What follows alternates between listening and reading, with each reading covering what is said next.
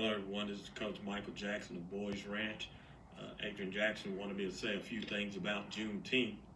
I've been teaching and coaching for the last 20 plus years, and on the side, I've also done presentations at churches, businesses, and schools on Black history. And every time I teach Black history, they undoubtedly they want to know about slavery and what slavery meant and its effects and things like that. That's probably the top subject area that I have to really teach on, because some people, they really don't know about that. But Juneteenth is a day that signifies the emancipation, the total emancipation of the slaves at the end of the Civil War. And as all of you might know, that this came 2 months after the end of the Civil War. The end of the war was in April 1865, and they didn't get news in Texas until June 19th, 1865. So I'd like to read you this order. The following day, standing on the balcony of Galveston's Ashton Villa, Granger read aloud the contents of General Order Number 3, announcing the total emancipation of those held as slaves. The people of Texas are informed that, in accordance with a proclamation from the Executive of the United States, all slaves are free. This involves absolute equality of personal rights and rights of property between former masters and slaves. The connection hereto existing between them becomes that between employer and hired labor. The freedmen are advised to remain quietly at their present homes and work for wages. They are informed that they will not be allowed to collect at military posts, and that they will not be supported in idleness either there or elsewhere. So all of a sudden, you have a situation as to where these freedmen, newly freedmen, are set free. Now, this is a good thing, yes, that they are free, but back then, during that particular time period, the government was unprepared, and these people are set free, and they go from freedom with famine, meaning they don't have very much. They don't have an economic foundation or anything like that. As some of you might remember, that thing about the 40 acres and a mule that they were promised, that they did not get when they were freed.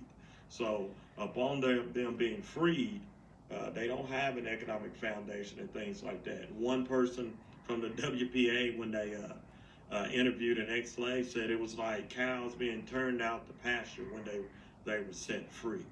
Now, upon them being set free on June 19th, 1865, around the country, you will note that there are a lot of celebrations, and some of these Juneteenth celebrations are set at different dates, and this is why.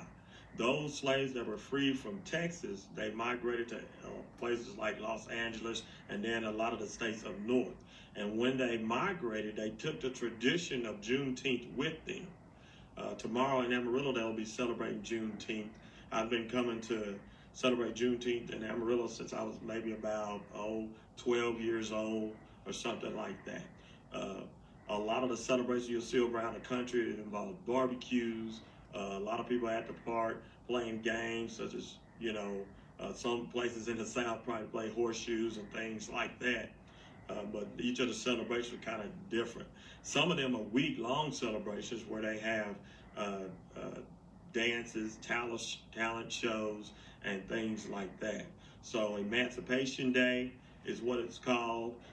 It's also, at the beginning, it was called June 19th Day, and then it was shortened into Juneteenth. So a lot of that around the country, a lot of people celebrate that. They also celebrate that internationally also. Some places in the Caribbean also celebrate Juneteenth. So what you had was a situation where information got around really, really slow. It took over 2 months for this information to hit Texas. For whatever reason it was, that some of those people might not didn't want to tell them, or the fact that news traveled really, really slow, that they didn't realize that they were free, and then we were ordered and told that they were free. So um, Juneteenth is a big part of our culture. It signifies the end of our physical bondage, but as some of you know, that over the course of these hundreds of years, that we are still struggling with some of those things that extend from slavery. So all of a sudden, you get a situation to where, yes, they're free, and during Reconstruction, they could vote for a little bit, but then as Reconstruction went along, and at the end of Reconstruction, you have groups like the KKK and things like that who terrorized a lot of the black population in the South and prevented them from voting. You had a poll tax, you had a grandfather clause, and things like that. And then from the slave codes or the black codes, you get these laws that all of a sudden become Jim Crow laws, and then that's separate but equal. And then today, if you're paying attention to a lot of things that are going on today, that's systemic racism. And then also you have a situation to where the chain gangs, jails would arrest these blacks and then lease them out to work. So another form of slavery, they said, that was still existing. So that's my take on Juneteenth. Happy Juneteenth. Is a day that we recognize our past, but it's also a day of really, really pride, because coming through slavery, we as African Americans, we survived a lot. If you ever read an excerpt that says cargo, and it was about maybe a ship coming across the Middle Passage, well, the cargo they were talking about was the cargo of those enslaved Africans coming across the Atlantic, across the Middle Passage. So a lot of things that are said today are in connection with Juneteenth. So happy Juneteenth. I hope I helped you guys out with a lot of the information that you will probably need. Thank you.